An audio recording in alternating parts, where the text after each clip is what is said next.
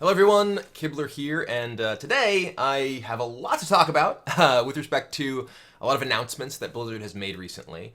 Amusingly enough, I was actually working on making a video with a number of topics that I thought needed to be addressed in Hearthstone. And in particular, with the set rotation coming up and everything, that was obviously something that was very much on my mind. Clearly, also on Blizzard's mind, as they kind of preempted me and made their announcement before I could get my piece in, which is fine because now I can respond to what they actually did rather than just say what I would do. But I'm gonna slip a little bit of the latter in too.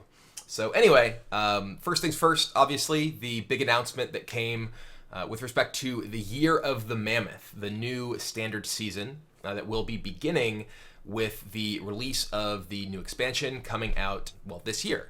Guessing it's going to be out in April. That kind of coincides with historical patterns and is also after the championship for the Hearthstone Championship Tour in the winter season. So kind of lines up, and my understanding at least is that was kind of intentional. They wanted to have each standard season with a new set and each year sort of capped off with these championships. So anyway, the big changes are with respect to the set rotation, with cards being moved to Wild. So there will be the sets that are rotating out of Standard, those being the Grand Tournament, Blackrock Mountain, and the League of Explorers. And then the new set will be coming in, and there will also be some cards from Classic that will be moving to Wild. This is interesting because this is exactly what I said Blizzard should do with respect to the Classic set.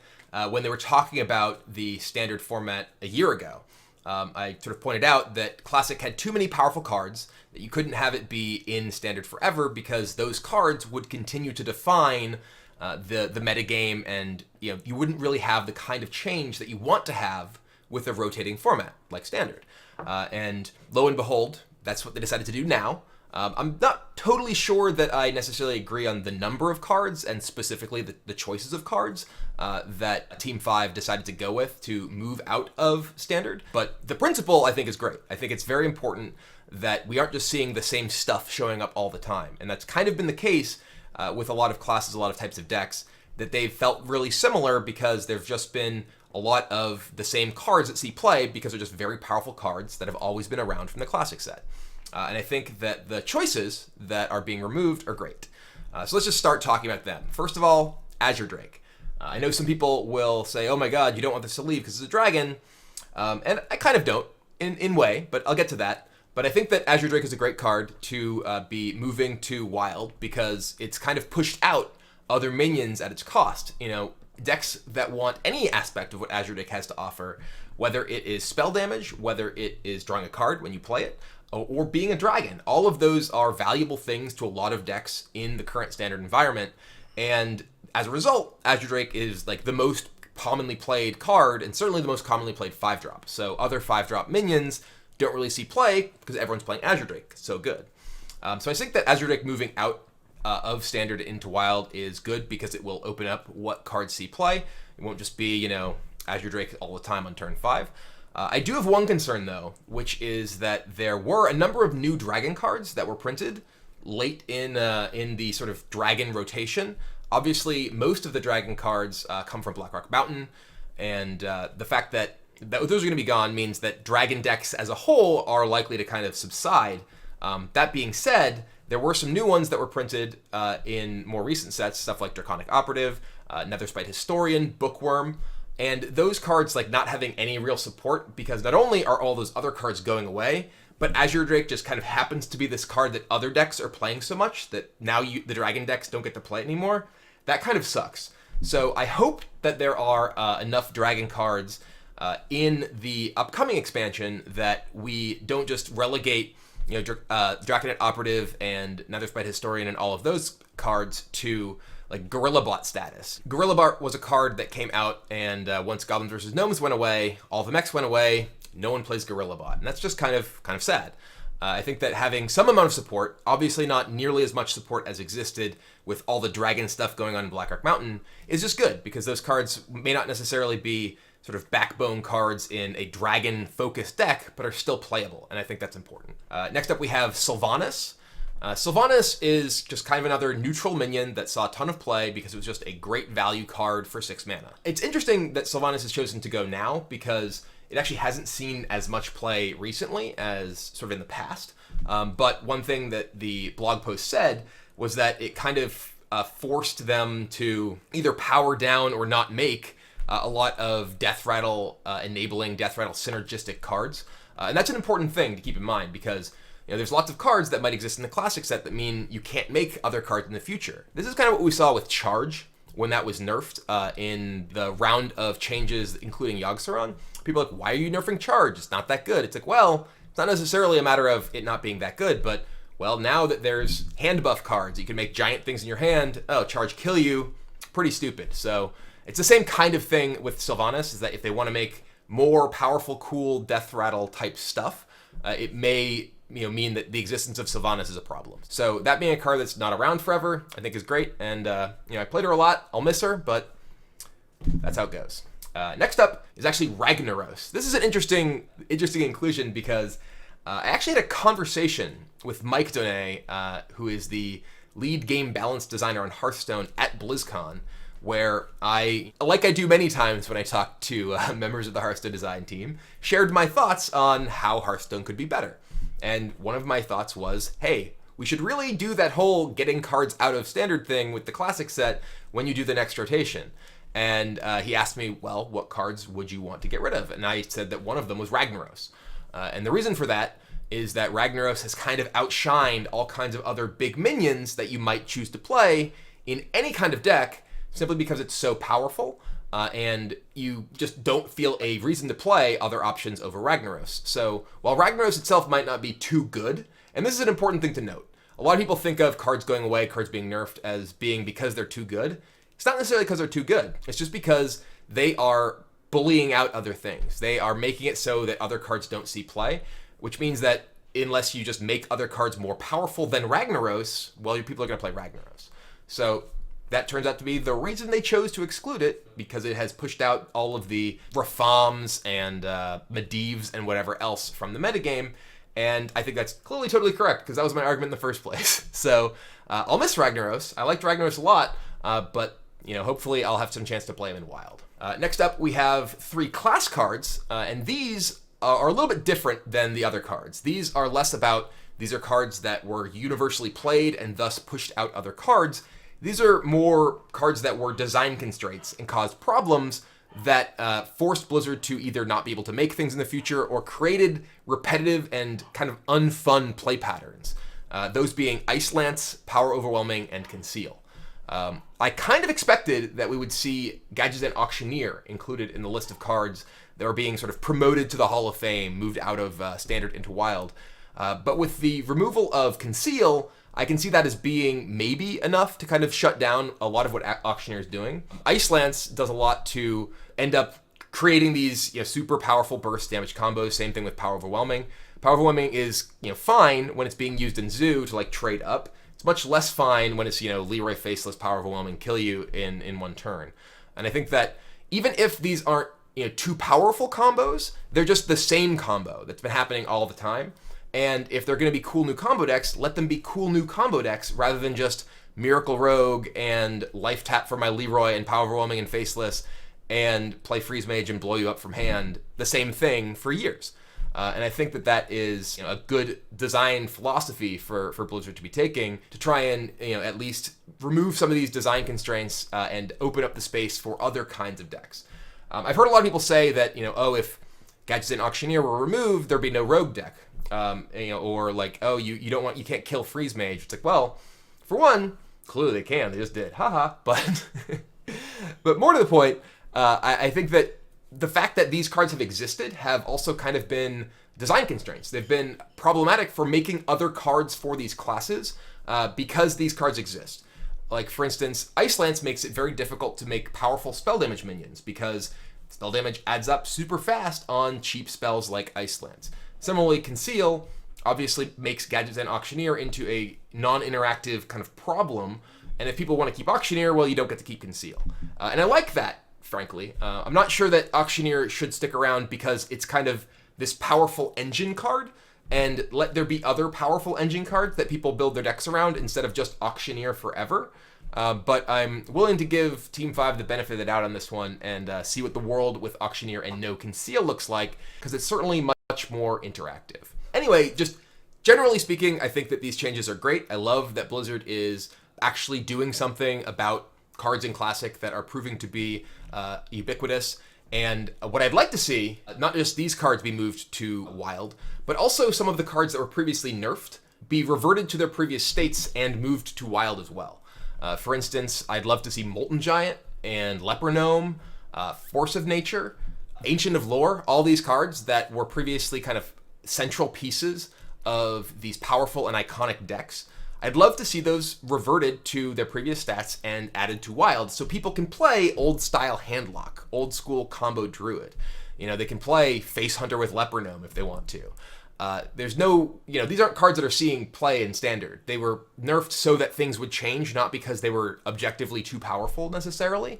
So I'd love to give them a place to actually shine.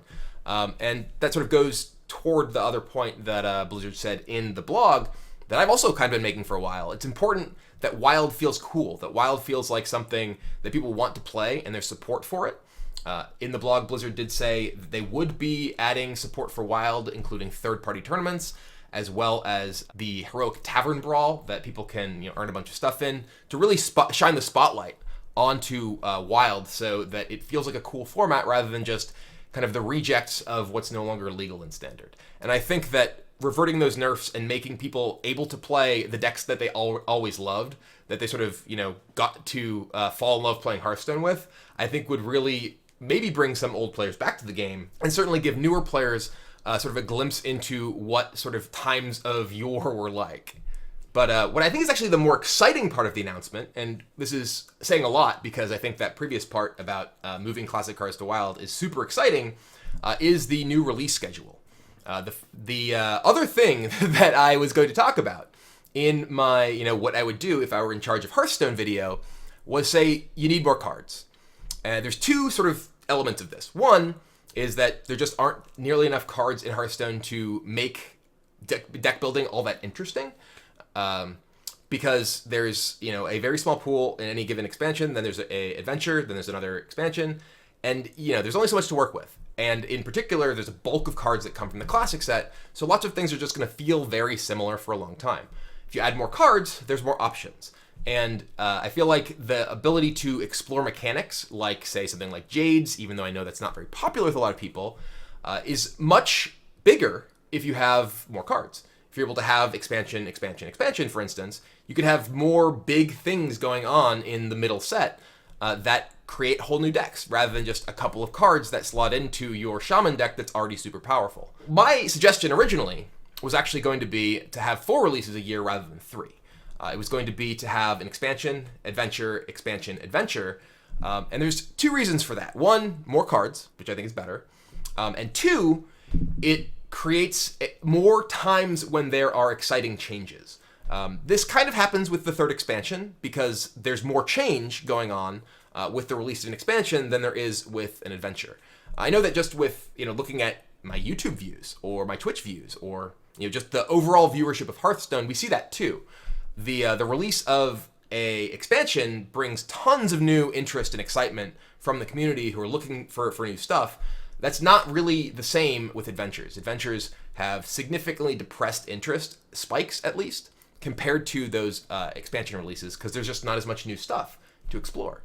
I know that some players are concerned that the addition of another expansion is going to significantly increase the cost to keep up with Hearthstone, and I think that's a real legitimate concern, which is, again, part of the reason that my philosophy, sort of moving to try and add more cards, was to add an additional adventure, which isn't a big investment overall compared to trying to collect a whole set. But I think that from a gameplay perspective, I think that the expansion may just be better, because having more stuff at once creates more change at once, and that can really help the metagame shift much more dramatically than just kind of a small pool of cards that you see in adventures. Overall, I'm really excited about the sort of new distribution model, the additional expansion. I think it's great. I think it'll be a awesome way to get more content and more shifting metagames into Hearthstone, and kind of, from a selfish perspective, more reasons for people to watch my stuff because there's more to talk about. But overall, I think it's just really, really good change for the game and for keeping existing players interested. I know that there's a lot of talk from Blizzard and sort of around the community about appealing to new players and accessibility to new players. And I think that Hearthstone is big enough that yes, you want to be aware of the needs of new players, but it's more important that you keep your existing players happy and interested and excited. And I think that more content does that a lot better than less content, frankly. So I think this is a good change for those of us who play a ton of Hearthstone, and I know there's a lot of you out there. So the other things in the announcement, kind of small things, but that I think actually kind of have big implications. One of them, the in-client support for fireside gatherings. This is something when I was going to talk about what I would do if I were in charge of Hearthstone. Not specifically fireside gatherings, but in-client support for some kinds of organized play, I think is very important. I think this point was really actually borne out if you watched the European playoffs for the Hearthstone Championship Tour last weekend, which kind of were a mess in a lot of ways. I think that the team involved did what they could with a lot of what was going on, but there were a lot of problems, whether with issues of players disconnecting and not being able to reconnect, or with the event taking exceptionally long time, having to be pushed time-wise back, everything. And also, when we were trying to spectate a lot of different games, trying to support the new Swiss system, it was very challenging because we were trying to get into all these games, and the UI, the sort of basic spectator UI, doesn't support that very well. So I would love to see more support from Hearthstone in client on organized play, whether it is ways to directly pair you in the client so you don't have to go to third-party websites in order to find your opponents for tournaments and then go through the process of adding them and talking to admins and whatever, and stuff like improving the ability for people to watch games. The spectator UI for Hearthstone is pretty bad. The fact that if you want to watch a game of two players and you want to be able to see both their hands, by default, if you just spectate both of them, the top player's hand is just upside down. That seems really easily solvable. And it would be something that would make it a lot easier for anyone to be able to do game commentary and game broadcasting. And it would make it so that it's a lot more accessible, and people could just have their local fireside gathering and broadcast their local fireside gathering on a TV at their store or whatever it is. That is a big thing for helping build community. It makes it easier. You don't have to have these production teams who are creating all these frames and doing all this work to do something that the spectator UI feels like it should do anyway. If you look at two players playing a game, you can see both their hands and read them because they're oriented toward you.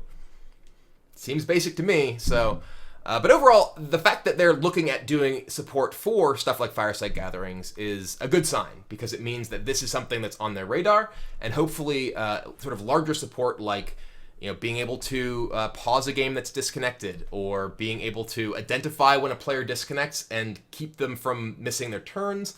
All these sort of things can really solve a lot of the problems that come up in these sort of third-party organized events, because there aren't the tools in client to deal with it. Lastly, in the announcement, there's going to be a cool new skin. Great. Rogues don't have a skin yet. Awesome. Very cool. More skins. Skins are great. I love skins. Outside of that, there are definitely a couple other things that people have asked me my opinions about, those being the recent round of nerfs.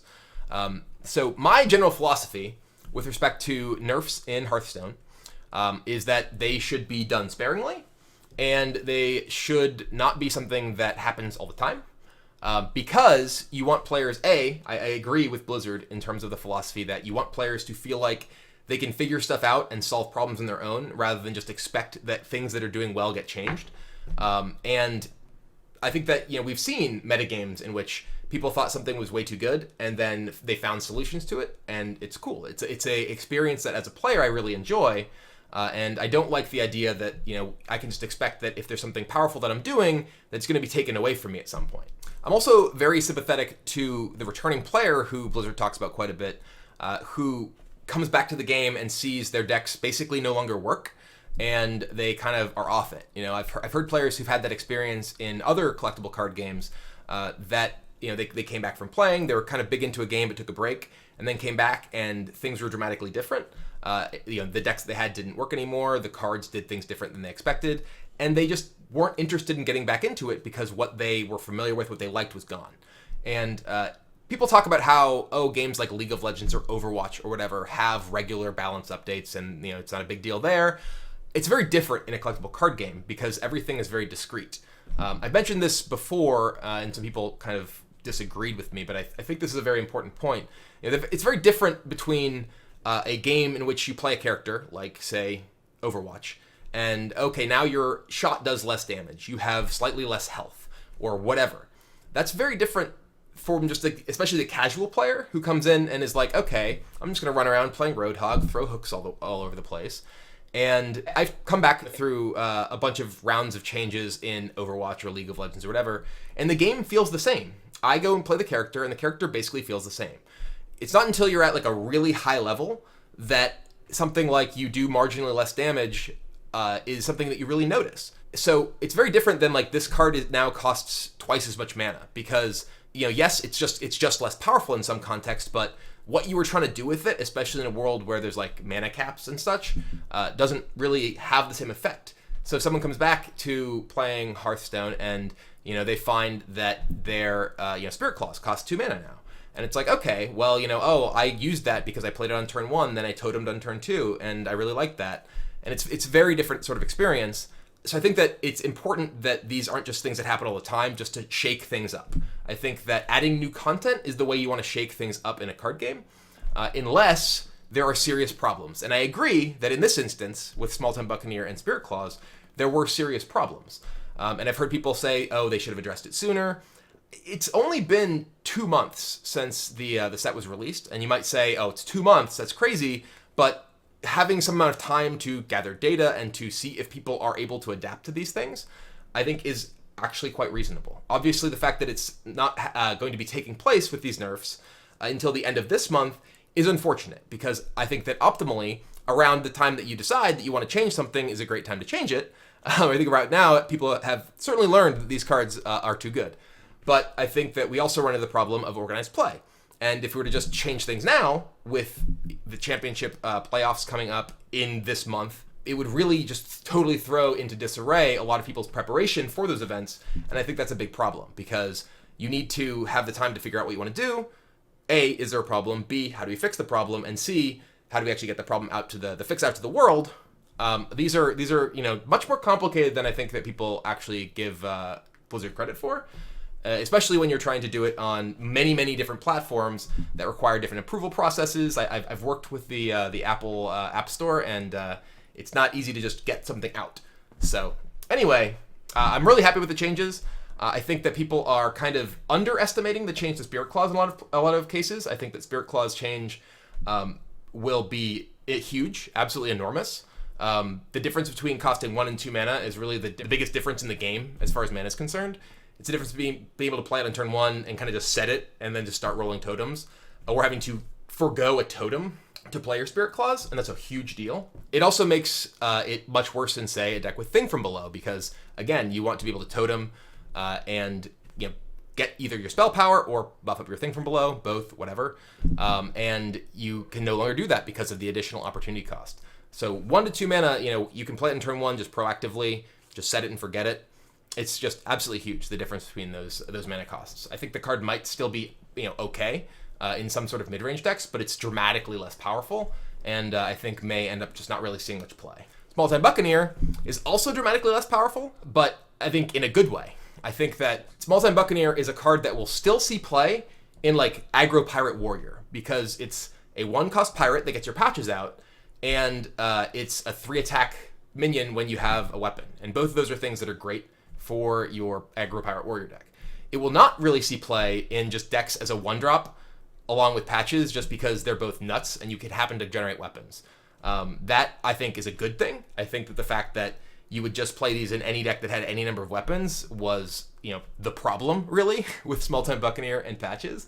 And I think that now that they will be relegated to, like, the Aggro Pirate Warrior deck, I think it's a good thing. So I think that it will still see some amount of play. but will not be just a package that is slotted into any deck that happens to have weapons. And that's about where I think the card should be. So anyway, those are my thoughts on all of these various topics. Thank you guys very much for watching. Let me know what you think in the comments. If you would have done anything differently, what cards you think should be booted out of standard. I do think long-term that we should see more cards rotated out of the classic set. There's tons of them that I think that over time should be moved out because it's just that playing against the same cards all the time will get boring in the long term. But I think the fact that Blizzard opened the door with this first batch of cards is a great precedent to the fact that they will continue to do it in the future. So I think it's great for Hearthstone. All these things are awesome, and given the fact that the sort of general tenor of internet comments and whatever has been incredibly negative up to this point, it's great to see some great news coming our way from Blizzard. So thank you guys very much for watching. Let me know what you think, and I'll see you next time.